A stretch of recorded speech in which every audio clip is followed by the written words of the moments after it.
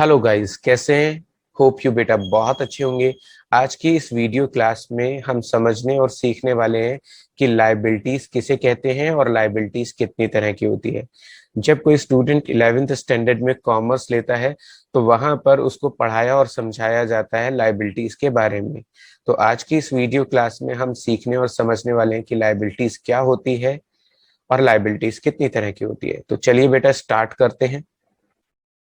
अगर हम ये बात करें कि लायबिलिटीज का मतलब क्या होता है, तो an obligation of A business is called liability. यानी बिजनेस के पॉइंट ऑफ व्यू से जो भी हमें ड्यूज पे करने हैं या जो भी अमाउंट हमें किसी को पे करनी है, उसी को हम अपनी लायबिलिटीज कहते हैं। तो लायबिलिटीज का मतलब होता है ऑब्लिगेशंस ऑफ ए बिजनेस, यानी जो भी एक बिजनेस के ड्यूज और पेमेंट होते हैं, जिनकी हमें पेमेंट देनी है, उन्हीं को ऑब्लिगेशंस कहते हैं या लायबिलिटीज कहते हैं। चलिए आइए इसको और इजी वर्ड में समझते हैं। Whatever a business has to pay to anyone is called liability. Business के पॉइंट ऑफ व्यू से अगर हमें कोई भी पैसा किसी को देना है, तो जो भी पैसा हमें किसी इंसान को पे करना होता है वो क्या होता है, हमारी लायबिलिटीज। तो यहाँ पर हमने लायबिलिटीज की दो डेफिनेशन समझी है बेटा। एक, ऑब्लिगेशन ऑफ ए बिजनेस, या फिर whatever a business has to pay to anyone is called liabilities. जो पैसा हमें किसी को पे करना है उसी को हम लायबिलिटीज कहते हैं। चलिए आइए बेटा एक एग्जाम्पल से समझते हैं कि लायबिलिटीज क्या होती हैं। मिस्टर राम है जो कि एक फार्मेसी यानी मेडिकल स्टोर की दुकान खोलना चाहते हैं, जिसके लिए उन्हें 5 लाख रुपए की नीड है। यानी मिस्टर राम एक मेडिकल स्टोर खोलना चाहते हैं और उन्हें इसके लिए 5 लाख की नीड है। मिस्टर राम ने अपने घर से 2 लाख रुपए बिजनेस में इन्वेस्ट किए, और जो पैसे हम अपने घर से बिजनेस में इन्वेस्ट करते हैं, आप जानते हैं उसको हम कैपिटल बोलते हैं। तो यहाँ पर मिस्टर राम ने 2 लाख रुपए अपने घर से मेडिकल स्टोर की दुकान खोलने के लिए उसमें इन्वेस्ट किए, तो इसे हम क्या बोलेंगे, कैपिटल। अब हमें 3 लाख रुपए की नीड है, जिसके लिए हमने बैंक से अप्रोच किया है और हमने बैंक से 3 लाख रुपए का लोन मांगा है। ऐसे में बैंक ने हमें 2 लाख रुपए का लोन पास किया है। बैंक ने हमें 2 लाख रुपए का लोन पास किया है 10 ईयर्स के लिए। यानी हमने बैंक से 3 लाख का लोन मांगा था, बट बैंक ने हमें 2 लाख रुपए का लोन पास किया है बिजनेस के लिए, और वो भी 10 साल में हमको उसको लौटाना है। अब हमें बिजनेस को आगे बढ़ाने के लिए कितने रुपए की और नीड है, 1 लाख रुपए की। उसके लिए हमने मिस्टर एक्स से कांटेक्ट किया और हमने उनसे 1 लाख रुपए का लोन मांगा। मिस्टर एक्स ने हमारे बिजनेस को 1 लाख रुपए का लोन प्रोवाइड करा दिया। अब यहाँ पर जो हमारा एग्जाम्पल है, इसमें हम लोगों ने 2 लाख रुपए मिस्टर राम से, जो कि बिजनेस के मालिक हैं, उनसे लिए हैं। इसके अलावा 2 लाख रुपए हमें बैंक से मिले हैं और 1 लाख रुपए मिस्टर एक्स से मिले। और यहाँ पर हम लोगों को टोटल अमाउंट कितना मिला है बिजनेस के लिए, 5 लाख रुपए का।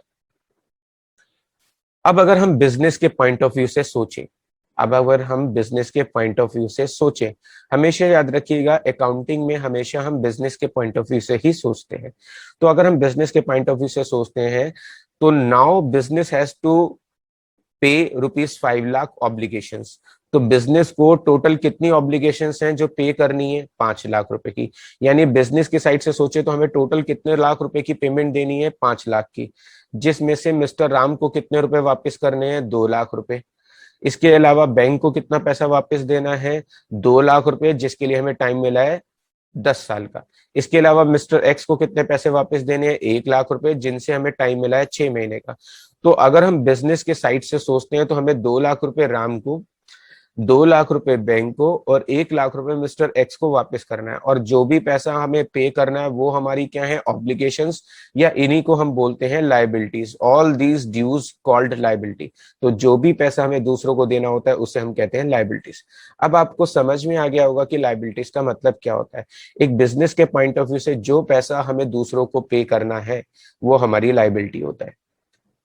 आइए अब समझेंगे कि लायबिलिटीज कितनी तरह की होती है। बेटा लायबिलिटीज जो है वो दो तरह की होती हैं। पहला होता है इंटरनल लायबिलिटी और दूसरा होता है एक्सटर्नल लायबिलिटीज। तो लायबिलिटीज कितनी तरह की हैं, दो तरह की, internal liability and external liability. अब यहां पर इंटरनल लायबिलिटी को समझते हैं। सबसे पहले हमें मिस्टर राम को कितना पैसा वापस करना था, 2 लाख रुपए, और जो पैसा हमें ऑनर को वापस करना है उसे बोलते हैं बेटा जी इंटरनल लायबिलिटी। यानी जो पैसा ऑनर का है और ऑनर को वापस देना है उसे बोलेंगे इंटरनल लायबिलिटी। इसके अलावा बेटा जी हमें बैंक को कुछ पैसा वापस देना था और मिस्टर एक्स को कुछ पैसा वापस देना था।